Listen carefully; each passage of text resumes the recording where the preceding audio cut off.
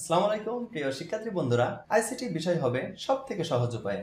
তো চলো আজকে আমরা দেখি অক্টাল যোগ কিভাবে সবথেকে সহজ উপায়ে করা যায়। অক্টাল সংখ্যার রেঞ্জ কত? 0 থেকে 7 পর্যন্ত। এই মোট 8টি সংখ্যা বলে এদের বেস কত? বেস 8। এই দুটি অক্টাল সংখ্যা আমরা আজকে তোমাদেরকে যোগ করে দেখাবো। তো চলো এখানে দেখো আমাদের 7 আর 6 কত হয়? আমরা দশমিক সংখ্যার মতো করে কিন্তু ভাববো, তাহলে অনেক সহজ হয়ে যাবে। দেখো 19 আর 7 এখানে কত হয়? 9 আর 7 16, 16 6 হাতে থেকে 1, সে একটা হাতে থেকে 1, একে একে 2 হয়। এই যে 9 আর 7 16, আমাদের 16 দশমিক সংখ্যার কিন্তু রেঞ্জ 9 পর্যন্ত, 0 থেকে 9। এই 9 এর উপরে যখনই চলে যাচ্ছে 10 এর জন্য আমরা 10-এর 0 ধরছি, হাতে থেকে 1 এমন ধরছি। এখন 9 এর 7 16, 16 6 হাতে থেকে 1 ধরছি। এই যে 9 এর 7 16, যে 16 মাইনাস 10 সমান সমান কত? 6। এই যে 6 আর হাতে থেকে একবার বিয়োগ করলাম বেস দ্বারা, হাতে থেকে 1। তেমনি সেম ভাবে আমরা অক্টাল সংখ্যার যোগ আমরা একই ভাবে করব। এই 7 আর 6 কত?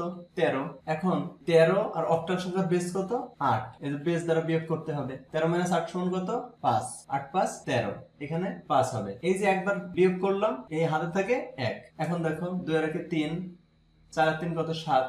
আমাদের রেঞ্জের মধ্যেই আছে, 7 ডাইরেক্ট বসিয়ে দেব। এরপরে দেখো 2 এর আগে 3, সিম্পল ভাবে 3ই বসছে। সহজ ভাবে আমরা করে ফেললাম। এখন দেখো এই যে যোগটা আমরা করলাম এটি ঠিক আছে কিনা সেটি আমরা দেখব। এই যে তোমরা দেখতে পাচ্ছ স্ক্রিনে বাইনারি অ্যাপস নামে একটি অ্যাপস আছে। এই দুটি যোগ করে দেখো যে 375 এটি হচ্ছে।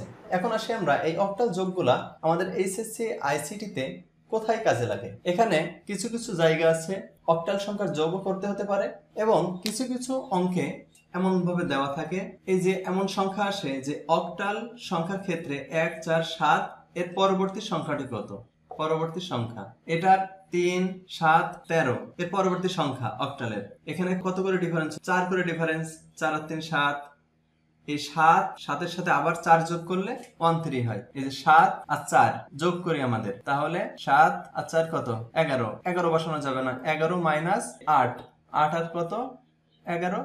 8 আর 3 11, এই 3 আর একবার বিয়োগ করলাম, হাতে থেকে 1। এই যে আমাদের এখানে দেখতে পাচ্ছি আমরা অক্টাল সংখ্যার যোগ করেই হচ্ছে এটা 13, সহজে বের করা যাচ্ছে। এবারে 13 এর সাথে আবার 4 যদি যোগ করি, যেটা হবে সেটাই উত্তর, পরবর্তী সংখ্যা। তাহলে 13। এবার দেখি আমরা 13 এর সাথে যদি আমরা 4 যোগ করি অক্টালে, তাহলে 4 আর 3 7, এখানে হাতে তোর কিছু থাকছে না, 17। সিম্পলি 17 উত্তর। এখানে যদি এই সংখ্যাটি পরবর্তী সংখ্যা বলে কোনো সংখ্যা যদি না দিয়ে দেয়, তখন আমরা দেখব যে অক্টালের যোগ করে এবং হেক্সার যোগ করে আমরা দেখব যে ওই 13টা কোন সংখ্যা। আর যদি দিয়ে দেয় যে এ বি সি ডি এমন করে, তাহলে এটা অবভিয়াসলি আমরা ধরেই নেব যে হেক্সাডেসিমাল সংখ্যা। হেক্সাডেসিমাল সাধারণত A B C D E F এই সংখ্যাগুলাই হয়। তাহলে এই সংখ্যাগুলা আমাদের এই অঙ্কগুলোর ক্ষেত্রে কাজে লাগে, অক্টালের যোগ এবং হেক্সাডেসিমালের সংখ্যারও পরবর্তী সংখ্যা কত এমন করে কোনো ধারা দিয়ে দেয় বা কোনো সংখ্যা দিয়ে দেয় যে সংখ্যার পরবর্তী সংখ্যা কত।